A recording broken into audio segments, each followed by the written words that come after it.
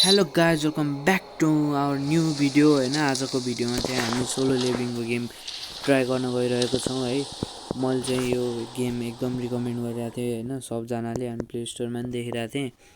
So यसो मैले try गरेँ, सुरुको 2-3वटा लेभल हेरेँ है, खतरा रहेछ सुरुको लेभलहरू हेर्दा चाहिँ। अब यसको के अरे ग्राफिक्सको कुरा गर्नु भने ग्राफिक्स पनि खतरा छ होइन अहिलेसम्म चाहिँ मैले हेरेको। अब यसको लेभलहरू पनि कसरी डिस्ट्रिब्युट गरेछ भने चाहिँ हाम्रो उता एपिसोड वाइज हुन्छ नि एनिमेमा हुँदैन, एपिसोड वाइज छ क्या यसको मिसनहरू पनि लेभल पनि। अनि फर्स्ट एपिसोडमा हामी कता हुन्छ डन्जनमा हुन्छौँ, अनि त्यहाँ गएर हामी फाइट गरेर हुन्छौँ होइन लिजार्ड जस्तो मोन्स्टरसँग। यसको फर्स्ट लेभल पनि त्यस्तै हुन्छ। अनि थर्ड लेभलमा चाहिँ मैले फाइनली त्यो भेनोमलाई स्नेकलाई हराइसकेको छु, जसको हेल्पले हामीले ड्यागर पनि पाइसकेका छौँ होइन। सो हामी अब साउथ कोरिया अन्डर एसोसिएसन जाँदैछौँ। सो मलाई यो गेम चाहिँ कम्प्लिटली खेल्नु हुँदैन, मलाई साथीहरूले रिकमेन्ड गरेर मैले खेल्न थालेको होइन। अहिलेसम्म चाहिँ यसको ग्राफिक्स पनि खतरा छ अहिलेसम्मको होइन। मैले गेम रिभ्यू गरेर हेरिसकेँ र मेरो रिभ्यू चाहिँ गेमको बारेमा के छ भने स्टोरी लाइन पनि खतरा छ र ग्राफिक्स जहाँसम्म भन्नुहुन्छ अहिलेसम्म खेलेको धेरै जस्तो एनिमी गेमहरूमध्ये यसको सबभन्दा राम्रो छ। र यसको ग्राफिक्स चाहिँ फ्री फायर पबजी भन्दा पनि राम्रो छ। यसको ग्राफिक्स चाहिँ मलाई एकदमै मन परेको छ र सायद यो गेमले अब आउने दिनहरूमा अझ अपग्रेडहरू ल्याउने भनेको छ होइन। त्यो सँगसँगै अब हाम्रो यो गेम झन् राम्रो हुन्छ भन्ने आश गरेको छु। अहिलेसम्म चाहिँ यो गेम A1 छ, तपाईँहरूलाई मनपर्छ भने खेल्न सक्नुहुन्छ। तर यसको एउटा बेफाइदा के छ भने यसलाई डाउनलोड गर्दा सुरुमा धेरै स्टोरेज खाँदैन होइन। तर अब डाउनलोड गरिसकेपछि यसले बिचमा रिसोर्सेसहरू डाउनलोड गर्न लाउँछ नि, रिसोर्सेसहरू डाउनलोड गर्दाखेरि चाहिँ तपाईँहरूको 9600 MB खान्छ, 9.6 GBसम्मको खाइदिन्छ क्या। सो यो चाहिँ नर्मल डिभाइसहरूमा काम गर्दैन है। काम गर्न त गर्छ तर एकदम त्यसमा स्टोरेज धेरै हुनुपर्छ, स्टोरेज धेरै हुनुपर्छ हजुरको डिभाइसमा, अनि मात्रै चल्छ। सो हामीले हाम्रो नाम हालिसक्यौँ युनिक भनेर होइन। सो स्टोरी लाइन अनुसार खेल्यौँ है त हामी। च्याप्टर 1मा के अरे भेनमवाला स्नेकलाई हराइसकेका छौँ हामीले। अब च्याप्टर 2 खेल्छौँ है त।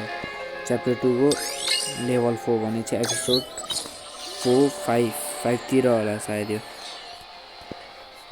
यति बेला त्यो डन्जन ब्रेक हुन्छ अनि त्यो के अरे मोन्स्टरहरू बाहिर आउन थाल्छ त, त्यति बेलाको है यो चाहिँ। ठ्याक्कै त्यो सम्झिनुले ड्यागर हानेर एउटा ठुलो गोलेम जस्तोलाई के अरे डिमनलाई मारे हुन्छ त, त्यति बेलाकै फाइट हो यो चाहिँ सायद। मलाई जस्तो लागेको छ होइन। हो त गाइज त्यही गोलेमहरूसँग फाइट हो है त। सो तपाईँहरूले यसको कन्ट्रोल्स हेर्न सक्नुहुन्छ, एकदम राम्रो रहेको छ होइन। यसको मलाई अट्याक पनि राम्रो, अट्याक एनिमेसन पनि राम्रो छ। अनि त्यसपछि यो अपोनेन्टहरूले नि हजुरहरूले ड्यामेज दिन्छ अनि लेभल अनुसार हजुरको लेभल बढ्दै जान्छ होइन। अनि यसमा चाहिँ यसमा तपाईँहरूलाई त्यो सम्झिनुले सिस्टम अनलक गरेको छ नि, त्यो पनि देखाउँछ। अनि सब पुरै रियल लाइफ जस्तै छ होइन। ग्राफिक्स पनि खतरा छ। सो अहिलेसम्म चाहिँ खतरै गइरहेको छ गेम। तपाईँहरूलाई पनि सोलो लिभिङको गेमको भिडियोहरू हाम्रो च्यानल चाहियो भने कमेन्टमा लेख्न सक्नुहुन्छ। हजुरहरूले कमेन्ट गरिसकेपछि म यो गेमको भिडियोहरू आफ्नो च्यानलमा हाल्नेछु हजुरहरूलाई अपडेट गर्नेछु गेमको बारेमा र यसको नयाँ अपडेटको बारेमा। अरूलाई चाहिँ यो गेम एकदम राम्रो छ तर यसको स्टोरेज चाहिँ धेरै भयो। So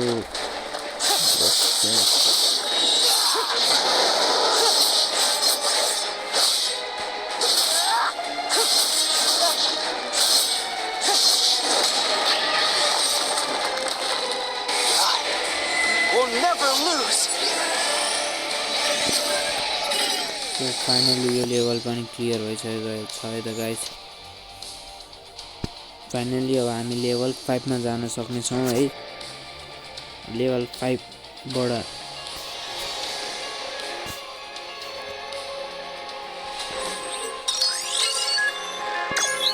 start.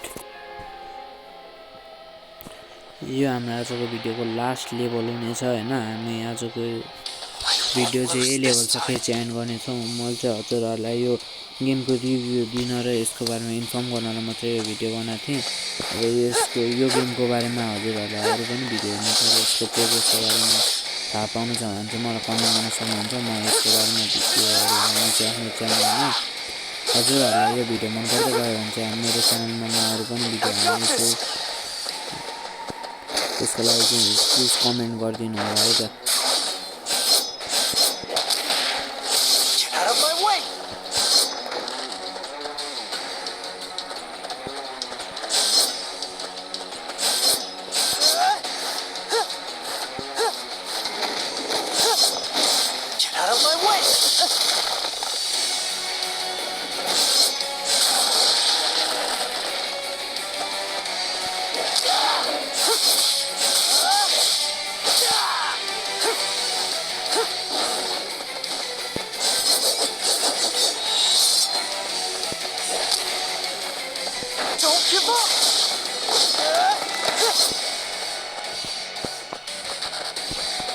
So finally हामीले गोलीमा हराइसकेका छौँ हैन।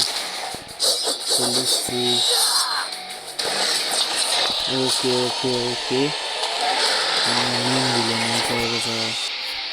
ब्लू स्पाइडर गोलीम है त। So यसलाई हामी हराउनु पर्छ हैन। So let's go यसलाई हराउनु छ। I can just break down his defenses. It's possible. I just need one good hit to crack this stupid rock. So उताबाट हामीले यो देखाएको एउटा क्यारेक्टर हुन्छ त्यो जिम्नुको लागि हामीले हात काटिदिन्छ त।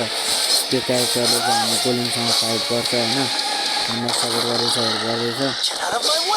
अनि त्यो उताबाट यसलाई ब्रेक हान्नेछौँ र तो फाइनली यसको स्विच ब्रेक भइसकेको छ। हामीले दिनुपर्छ त्यसको फाइनली हामीले यसलाई हराइसकेका छौँ। ओके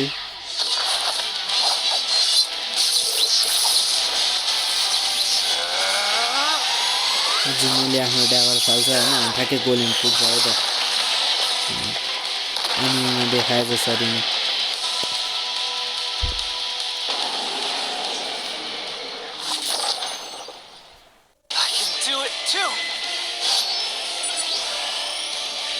सो फाइनली गाइज आजको लागि भिडियो चाहिँ यति नै थियो। हजुरहरूलाई अरू पनि यस्तै भिडियो हेर्नु छ भने हाम्रो च्यानललाई सब्सक्राइब गरेर हाम्रो युनिक 99_COC च्यानलको मेम्बर बन्न सक्नुहुन्छ हैन।